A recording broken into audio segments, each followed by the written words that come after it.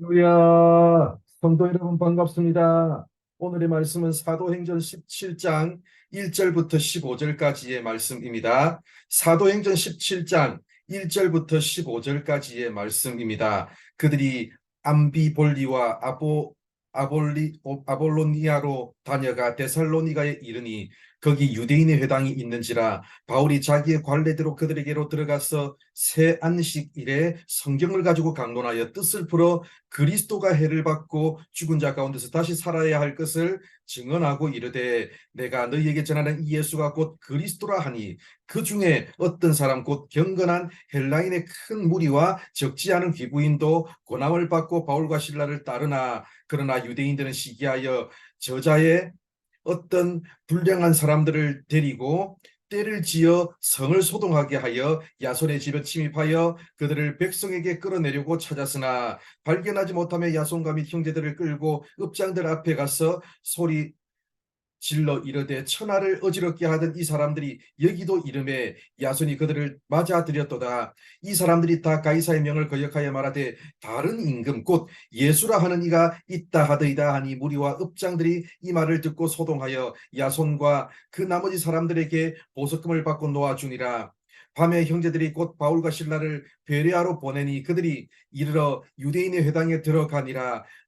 베레아에 있는 사람들은 데살로니가에 있는 사람들보다 더 너그러워서 간절한 마음으로 말씀을 받고 이것이 그러한가 하여 날마다 성경을 상고하므로 그 중에 믿는 사람들이 많고 또 헬라의 귀부인과 남자가 적지 아니하나 데살로니가에 있는 유대인들은 바울이 하나님의 말씀을 베레아에서 또 전하는 줄 알고 거기도 가서 무리를 움직여 소동하게 하거늘 형제들이 곧 바울을 내보내어 바다까지 가게 하되 실라와 디모데는 아직 거기 머물더라. 바울을 인도하는 사람들이 그를 데리고 아덴까지 이르러 그에게서 실라와 디모데를 자기에게로 속히 오게 하라는 명령을 받고 떠나니라. 아멘. 오늘 우리가 읽은 말씀은 바울의 제2차 선교 여행 중에 데살로니가와 베레아에서 하나님 말씀을 전했던 이야기입니다. 데살로니가에 도착한 바울 선교팀은 먼저 유대인의 회당을 찾아서 복음을 전했습니다. 바울이 유대인의 회당에서 복음을 전한 결과는 유대인이 아니라 오히려 헬라인의 회심이었습니다.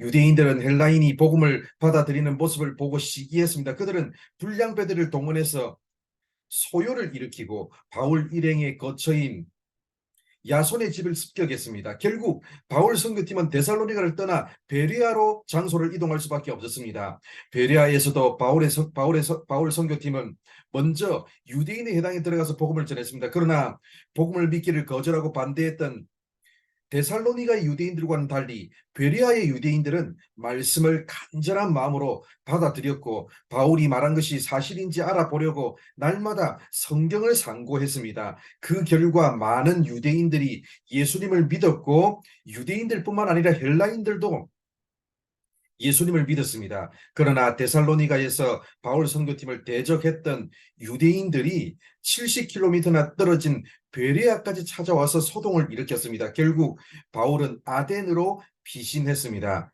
복음은 사람들이 가지고 있던 세계관과 삶의 방식을 바꿀 것을 요구합니다. 평생 동안 붙들고 살던 것을 바꾸라고 요구하는데 그걸 아무렇지도 않게 받아들이는 게 쉽겠습니까? 그렇기에 복음이 전파되는 현장에는 늘 복음을 거부하는 자들이 있기 마련입니다. 또한 단순한 거부를 넘어서 강하게 저항하면서 반대하고 대적하는 자들도 있기 마련입니다. 그러나 그런 어려움에도 불구하고 복음을 전하는 일을 멈추지 말아야 하는 이유는 거부하고 반대하는 사람들 속에서도 여전히 복음을 받아들이는 사람들이 있기 때문이며 베레아 사람들처럼 이 복음이 정말 그러한가 하여 진지한 태도와 열린 마음으로 복음을 대하는 사람들이 있기 때문입니다. 사랑하는 성도 여러분, 복음을 전하는 것은 수많은 거절과 반대 앞에 직면해야 하는 일이지만 그와 동시에 지금도 우리가 전하는 복음을 받아들일 준비가 된 사람들이 곳곳에 존재하고 있습니다. 지금 이 순간에도 수많은 인생의 문제 속에서